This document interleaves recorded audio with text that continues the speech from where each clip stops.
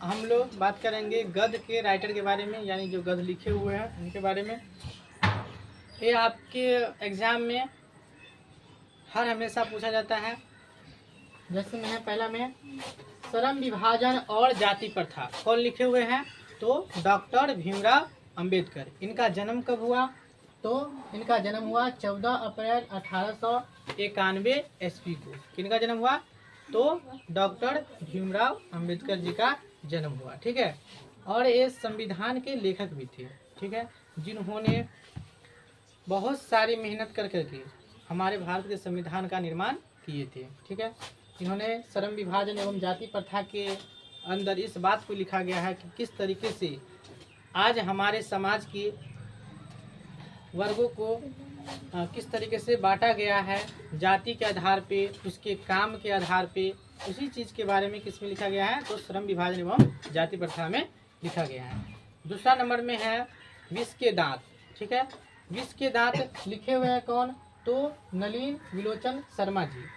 नलिन विलोचन शर्मा जी लिंग भेद के प्रति इस कहानी के सहायता से, इस कहानी के द्वारा समाज में जिस तरीके से लिंग भेद किया जाता है, यानी बेटा को ज़्यादा आंकना और बेटी को कम आंकना, यानी बेटी लगता रहता है कि बेटी उसके लिए कुछ नहीं है, बोझ की तरह हो गया है, और बेटा उनके लिए क्या बन गया है? तो एक भगवान की तरह हो गया है। ठीक है, तो उस तरीके से जो प्रथा हमारे समाज में चलती है, उसी पे एक कहानी लिखे हुए हैं जिसका नाम है विष के दांत। तो नलिन विलोचन शर्मा जी का जन्म जो है वो 1916 ईस्वी में हुआ। कब हुआ? 1916 ईस्वी में हुआ। ठीक है, उसके बाद भारत से हम क्या सीखे? मैक्स मुलर जी लिखे हुए हैं। मैक्स मुलर जी का जन्म 1823 ईस्वी में हुआ। कब हुआ? तो 1823 ईस्वी में।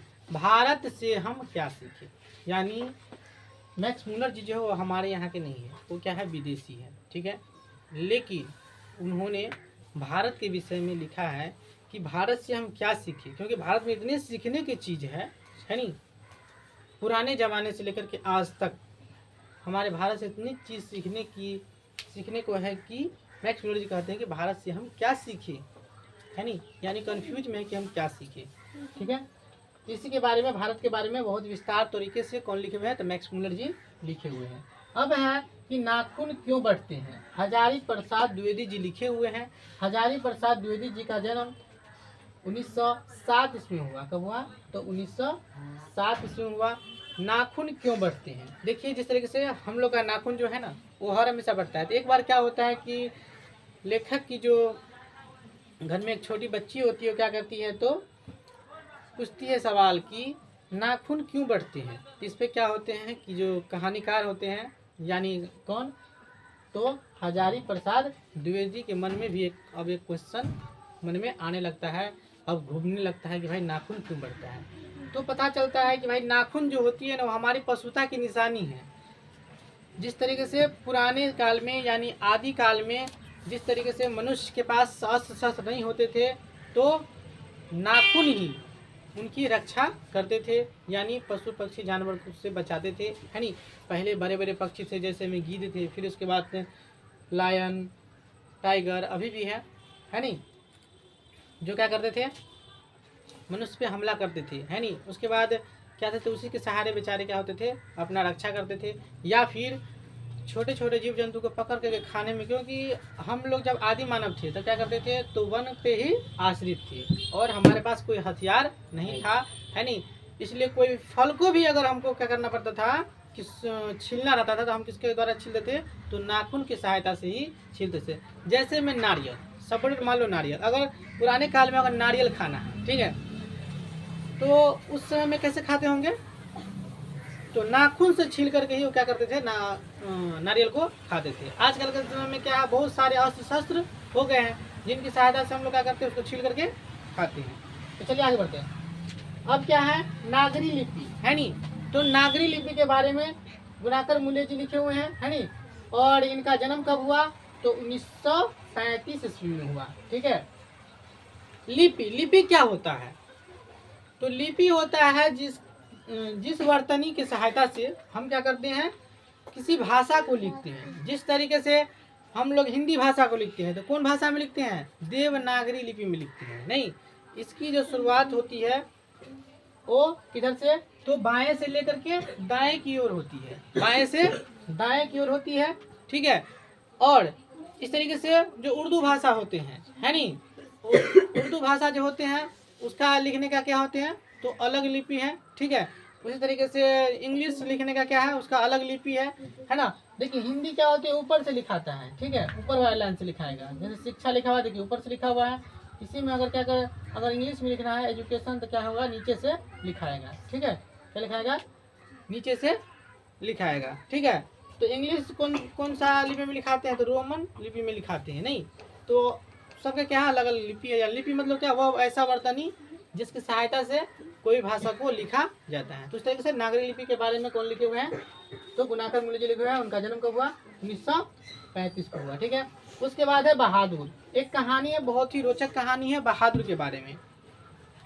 तो बहादुर जो लिखे हुए हैं, कौन लिखे हुए हैं? तो अमरकांत जी लिखे हुए हैं, ठीक है। कौन लिखे हुए हैं? अमरकांत जी लिखे हुए हैं। अमरकांत जी का जन्म 1925 ईस्वी में हुआ। कब हुआ? तो 1925 ईस्वी में हुआ। किनका जन्म? अमरकांत जी का जन्म, है नहीं। और बहादुर कहानी बहुत ही इंटरेस्टिंग कहानी है, जिसमें यह दर्शाया गया है कि एक लड़का रहता है बहादुर नाम के लड़का, जिसका जो घर होता है वो नेपाल और भारत के बॉर्डर पे होता है, सीमा पे होता है, ठीक है। वहाँ क्या होता है, उसकी मम्मी जिस भैंस के जो बच्चे होते हैं उनसे बहुत प्यार करते थे। उनको क्या करते हैं, बच्चा खूब अपना भैंस को बहुत पीटता है। पीटने के कारण क्या होता है, मम्मी के डर से वो घर छोड़ के भाग आता है। भागने के बाद क्या होता है, अमरकांत जी को मिलते हैं। अमरकांत जी फिर उनको क्या करते हैं, लेकर के अपने घर में लाते हैं। तो वो नौकर की तरह क्या करते हैं, काम करते हैं। धीरे धीरे धीरे धीरे धीरे उसको तो बहुत क्या होती है कि बड़ाई बहुत था शुरू में, है नहीं। और फिर क्या होते हैं, कुछ समय के बाद ऐसा आता है कि फिर पैसा चुराने का उसके कोई अति आते हैं, गेस्ट आते हैं अमरकांत जी का। तो फिर क्या होते हैं कि पैसा चुराने का क्या करते हैं, वो ढंग करते हैं, जिसके कारण क्या होता है कि बेचारा को वहाँ से भागना पड़ जाता है। फिर भाग कर कहाँ चले जाते हैं, तो अपने घर चले जाते हैं, ठीक है। तो इस तरीके की घटना किसमें दर्शाया गया है? तो बहादुर कहानी में दर्शाया गया है, इसलिए आप लोग अच्छे से पढ़िएगा, ठीक है। अब है परंपरा का मूल्यांकन, ठीक है। परंपरा का मूल्यांकन कौन लिखे हुए हैं? तो रामविलास शर्मा जी लिखे हुए हैं, जिनका जन्म 1912 ईस्वी में हुआ। परंपरा का मूल्यांकन, परंपरा का मतलब क्या होता है? जो हमारे पीढ़ियों से चलती आ रही है उसे क्या कहते हैं? परंपरा कहते हैं। उसका मूल्यांकन करना, उसके बारे में मूल्यांकन यानी उसके बारे में यह डिसाइड निकालना कि यह सही है या फिर गलत है। तो इसी चीज़ के बारे में कौन कौन लिखे हुए हैं? रामविलास शर्मा जी लिखे हुए हैं, जिनका जन्म 1912 में हुआ, ठीक है।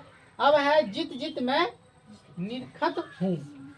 जित जित मैं निरखत हूँ कौन लिखे हुए हैं? तो पंडित बिरजू महाराज जी लिखे हुए हैं, जिनका जन्म 1938 ईस्वी में लिखा हुआ था। ये जो है बिरजू महाराज जी जो है एक बहुत ही बड़े क्या थे, तो डांसर थे, ठीक है, यानी नृत्यकार थे, ठीक है। इसमें यह दर्शाया गया है कि अपने मम्मी को गुरु मान करके किस तरीके से बच्चा टैलेंटेड होता है नहीं। फिर उसके बाद है आविन्यो, ठीक है। क्या है? आविन्यो लिखे हुए हैं अशोक वाजपेयी जी लिखे हुए हैं, जिनका जन्म कब हुआ? तो 1941 में हुआ, ठीक है। आविन्यो भी एक प्रकार का क्या है, कहानी के जैसे ही है, ठीक है। फिर उसके बाद है मछली ना। मछली कहानी भी बहुत इंटरेस्टिंग है। किस तरीके से एक बच्चे के मन में मछली यानी जानवर के प्रति सोच होती है, इस तरीके की बातें इसमें दर्शाई गई है। और जिस तरीके से पानी के बिना क्या होती है, मछली छटपट करती रहती है, उस तरीके से जब लड़की का शादी होने वाला होता है उस समय में मछली की तरह ही लड़की क्या करती है, छटपटाती रहती है नहीं। और वो जाना वहाँ नहीं चाहती। चलो ठीक है, कोई आगे बढ़ते हैं। नौबत खाने में इबादत, है नहीं। नौबत खाने में इबादत कौन लिखे हुए हैं? अच्छा, पहले इनके बारे में बता दें। मछली कहानी लिखे हुए विनोद कुमार शुक्ल, है नहीं, जिनका जन्म कब हुआ? तो 1937 ईस्वी में हुआ। फिर उसके बाद है नौबत खाने में इबादत, है नहीं। नौबत खाने में इबादत लिखे हुए हैं यतीन्द्र मिश्र जी, ठीक है, 1977 ईस्वी में इनका जन्म हुआ। फिर उसके बाद है शिक्षा और संस्कृति, जिसको लिखे हुए हैं महात्मा गांधी जी, जिनका जन्म 2 अक्टूबर 1869 ईस्वी को हुआ, ठीक है। शिक्षा और संस्कृति में क्या है? गांधी जी कहते हैं कि बढ़िया शिक्षा क्या होता है। तो गांधी जी के अनुसार जो बढ़िया शिक्षा जो होता है, सत्य से असत्य को हराना, ठीक है, और अहिंसा से हिंसा को हराना सबसे बड़ा शिक्षा, सबसे बढ़िया शिक्षा माना गया है। ठीक है, आत्मा के बारे में जानना कि हमारा लक्ष्य क्या है, हम इस धरती पे आए हैं तो हमें करना क्या है। ठीक है, इस तरीके की बातें को